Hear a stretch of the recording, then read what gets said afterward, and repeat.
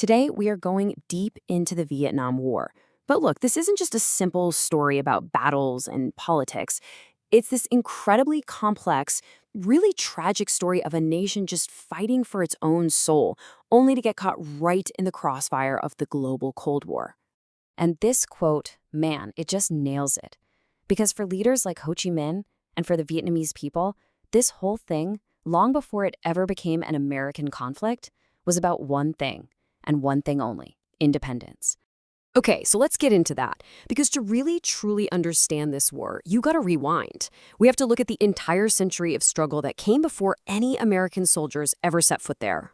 Just take a look at this timeline. You've got French colonization way back in the 1800s.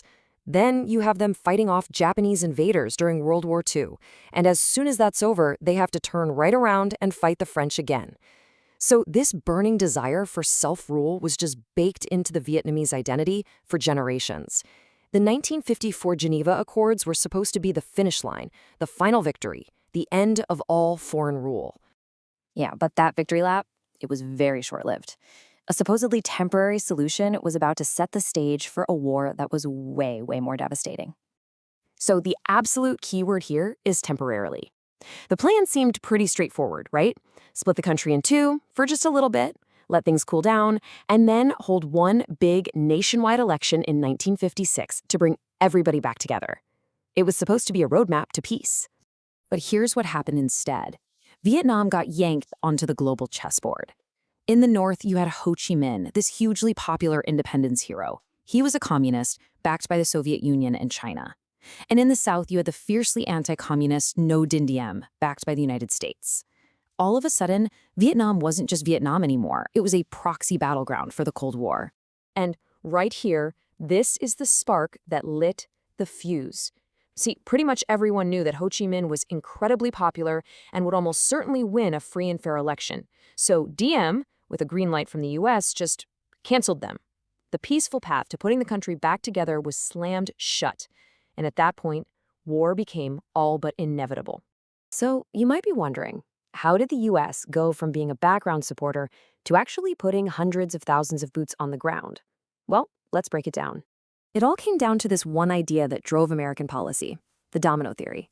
This was a central part of their larger strategy of containment, basically stopping the spread of communism anywhere and everywhere.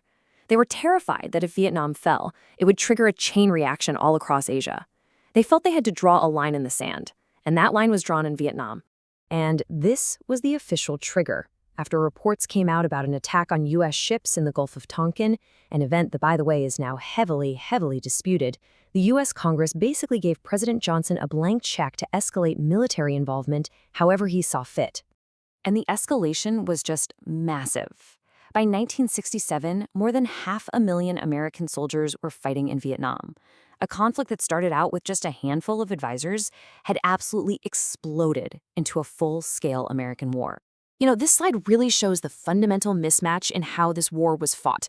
The U.S. brought in overwhelming conventional firepower, bombers, helicopters, tanks. But the North Vietnamese army and their southern allies, the Viet Cong, were absolute masters of guerrilla warfare. They used the jungle, their intimate knowledge of the terrain, and these vast, incredible networks of underground tunnels to frustrate and inflict serious casualties on a much more technologically superior American military. But here's the thing. This war wasn't only being fought in the jungles and rice paddies. A second, and you could argue more important front, was opening up right back in the United States. The Tet Offensive was a massive turning point. Now, militarily, it was a failure for the North. They were beaten back with terrible losses. But psychologically, it was a stunning victory. For years, Americans were being told the enemy was on the verge of collapse. Then, they turn on their TVs and see Viet Cong fighters attacking the U.S. Embassy in Saigon.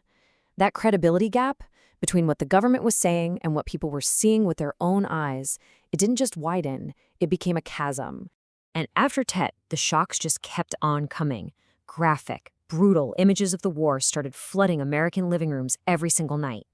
Then came the horrific revelation of the My Lai massacre, and finally, the Pentagon Papers leak, which proved in black and white that the government had been systematically lying to the public about the war for years. Public support just collapsed. So, with the home front completely lost, the U.S. started looking for a way out. But for the Vietnamese people, the end of the fighting was still years away. President Nixon's strategy was something called Vietnamization. The idea was to pull U.S. troops out and hand the fight over to the South Vietnamese army. A ceasefire was signed in 1973, and the last American combat troops went home. But the South just couldn't hold. Only 2 years later, in these unforgettable scenes broadcast all over the world, North Vietnamese tanks smashed right through the gates of the presidential palace in Saigon. The long, brutal war was finally over. And so, Vietnam was finally unified and independent, just like Ho Chi Minh had dreamed of decades earlier. It became the Socialist Republic of Vietnam, and in one final symbolic act, the city of Saigon was renamed Ho Chi Minh City in his honor. The cost was just staggering. For the United States, more than 58,000 soldiers lost their lives in a war that would tear the nation apart for a generation. But the Vietnamese people, they paid an infinitely higher price. It's estimated that over 1.2 million people, soldiers and civilians, were killed. Entire villages were wiped off the map, and whole generations were just shattered.